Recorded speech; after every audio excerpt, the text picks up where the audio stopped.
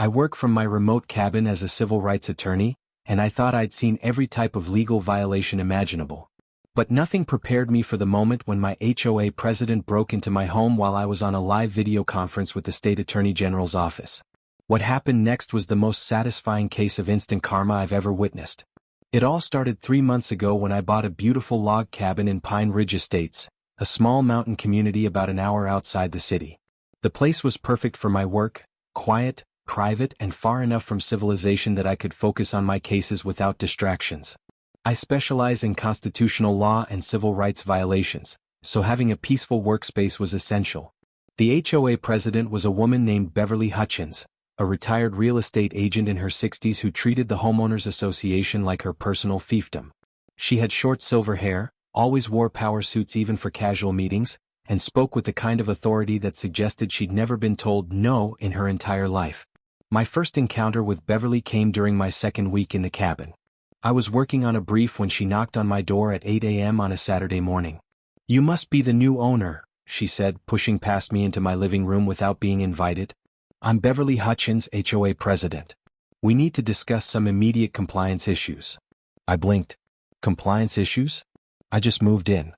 "Your mailbox is the wrong color," she announced, pulling out a tablet and making notes. "Standard black is required. Yours is dark brown." I looked through my window at the mailbox that had been there when I bought the place. That mailbox has been there for years. Previous owner was grandfathered in. New owners must comply with current standards.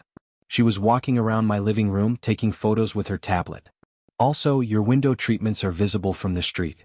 Only white or beige blinds are permitted." "I have white blinds. Those are cream, not white. I can tell the difference." I stood there watching this woman photograph my windows and take notes about my furniture placement. As a civil rights attorney, I knew exactly what this was: harassment designed to establish dominance and control. "Mrs. Hutchins," I said calmly, "I'll need to see the specific HOA guidelines you're referencing." She stopped photographing and stared at me. "Young man, I've been running this HOA for 8 years. I know the rules." "I'm sure you do. But I'd like to review the written documents." Her face tightened. "The written documents are available at the monthly meeting, first Tuesday of every month. I'd prefer to review them before making any changes to my property." "That's not how this works," she snapped. "Compliance first, documentation later." I smiled politely. "Actually, that's exactly backwards from how this works." Beverly's face turned red. She clearly wasn't used to being challenged. "Mr. Patterson, I think we're going to have problems." "Mrs. Hutchins, I think you're right." She stormed out, and I knew this wasn't over. What Beverly didn't know was that she'd just picked a fight with someone who sued government officials for a living. Over the next 6 weeks, Beverly escalated her harassment campaign. First came the violation notices: my mailbox, my blinds, my improperly parked car in my own driveway, my unauthorized bird feeder, and my non-compliant welcome mat. Each violation notice threatened fines starting at $50 and escalating to $200 per day if not corrected within 72 hours. I responded to each notice with a formal legal request for the specific HOA covenant or bylaw being violated, the procedure for appealing violations, and the legal authority for the fines being threatened. Beverly ignored every single request. Then she started getting creative.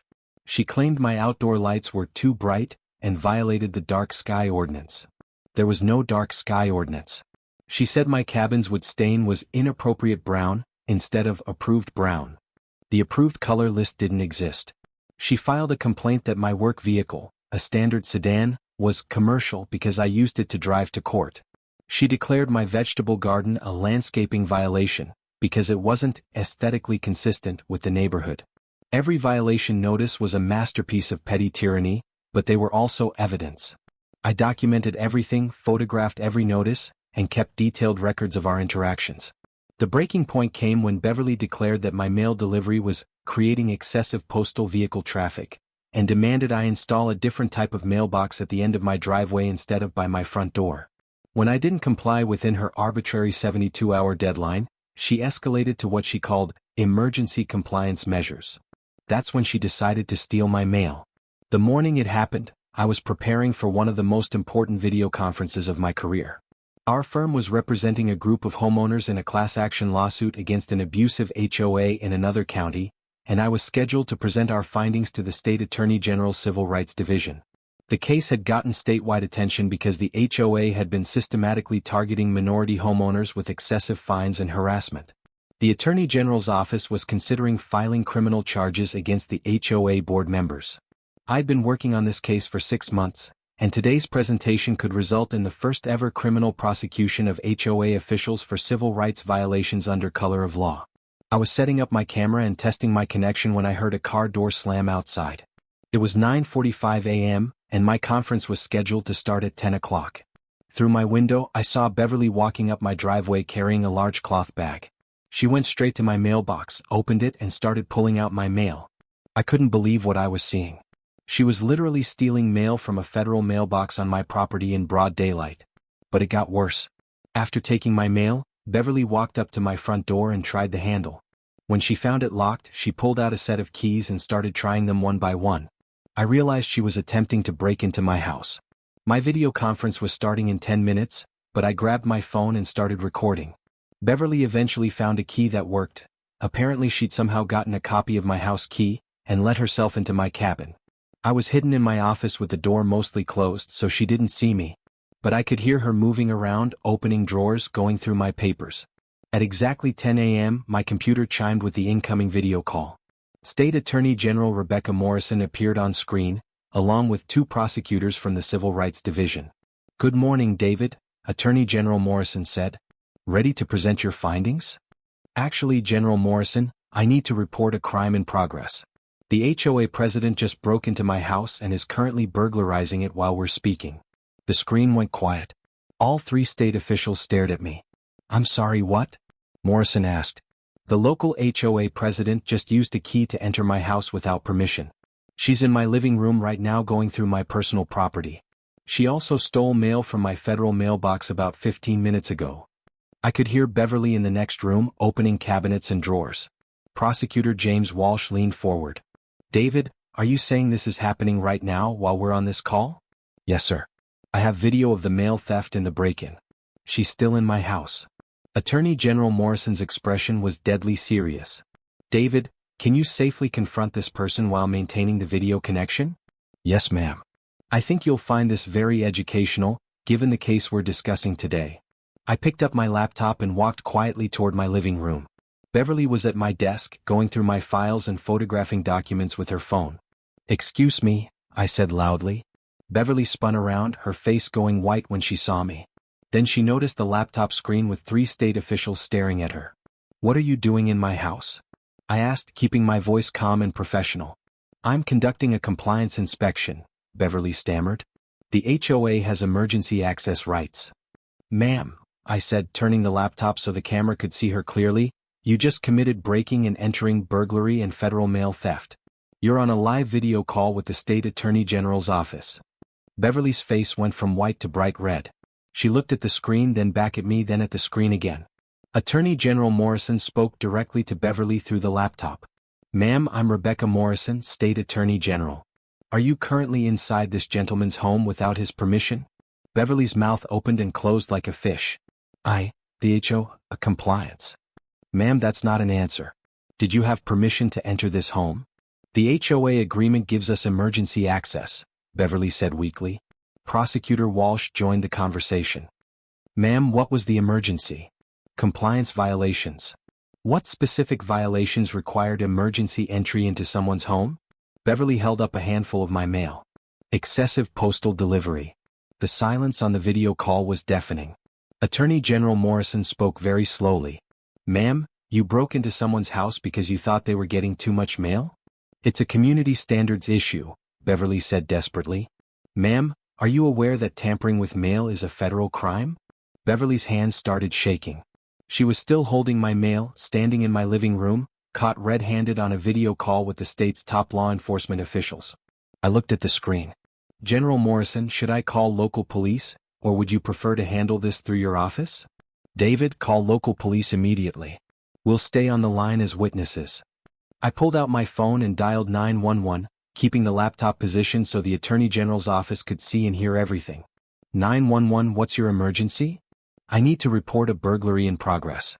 The suspect is still in my house, and I have witnesses including the State Attorney General."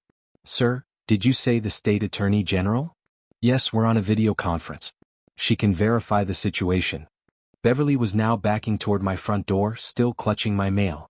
Ma'am, Attorney General Morrison called out, don't leave the scene. You're already in enough trouble. Beverly stopped moving and just stood there, trapped between the door and the camera, holding stolen federal mail in a house she'd broken into. The next 10 minutes were the most surreal of my legal career. I had the state attorney general and 2 prosecutors serving as live witnesses to a crime while we waited for local police to arrive. Beverly tried several times to explain her actions, but every word she said made things worse. I have authority as HOA president, she insisted. Ma'am, Prosecutor Walsh replied, HOA authority doesn't include breaking and entering or mail theft. It was just a compliance check. Ma'am, you're holding someone else's mail in their living room after entering without permission. That's not a compliance check, that's burglary. When the police arrived, they found Beverly sitting on my couch, still holding my mail, while I maintained a video connection with 3 state officials who had witnessed the entire crime. The arresting officer looked at my laptop screen in amazement. Ma'am, are you really the Attorney General? I am, officer. We witnessed this woman break into Mr. Patterson's home and steal his mail during a scheduled video conference. Beverly was arrested on the spot for breaking and entering, burglary, mail theft, and criminal trespass. The federal postal inspector was called because mail theft is a federal crime. But the story doesn't end there. During the search of Beverly's car, police found mail belonging to 4 other homeowners in our development. She'd been systematically stealing mail from anyone who didn't comply with her demands. They also found copies of house keys for at least 6 properties, which she'd somehow obtained from the property management company under false pretenses. In Beverly's purse, they discovered a notebook detailing her plans to inspect every non-compliant home in the neighborhood. She'd been planning to break into houses all week. The federal investigation revealed that Beverly had been running what amounted to a criminal enterprise under the cover of HOA authority. She'd been stealing mail, entering homes without permission, taking photographs of private property, and selling information about homeowners to debt collectors and marketing companies. Over 200 residents of Pine Ridge Estates had been victims of her schemes over a 3-year period. Beverly was charged with 47 felony counts including mail theft, breaking and entering, burglary, identity theft, racketeering, and violation of civil rights under color of law. The State Attorney General's office used our case as the basis for a broader investigation into HOA corruption statewide. It turned out Beverly's operation was just one example of a much larger problem. During Beverly's trial, I testified about the harassment campaign and the break-in. The video evidence from my conference call with the Attorney General was played in court, showing Beverly caught red-handed stealing mail and burglarizing my home. The jury convicted her on all 47 counts. She received 15 years in federal prison and was ordered to pay restitution to all affected homeowners. The HOA was dissolved by court order, and the property management company lost their license for providing unauthorized access to private homes. My original case against the abusive HOA in the other county was successful partly because of what happened with Beverly. The Attorney General's office now had clear evidence that HOA abuse was a systemic problem requiring criminal prosecution. 3 other HOA board members in different counties have since been criminally charged using the precedent we established. I still live in my cabin, which is now part of a much more peaceful community without an HOA. My mailbox is still dark brown, my blinds are still cream-colored, and my vegetable garden is thriving. The best part? I kept the violation notices Beverly sent me, and they're now exhibits in a law school course about constitutional rights and homeowner protections. Sometimes the best way to fight abuse of power is to document everything and wait for the abuser to go too far. Beverly thought she was untouchable because she had a title and a clipboard.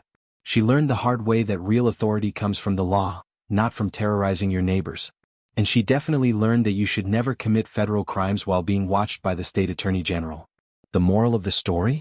If you're going to be a criminal, maybe don't do it on a video call with the top law enforcement officials in the state. Beverly found out that some meetings are more important than she realized.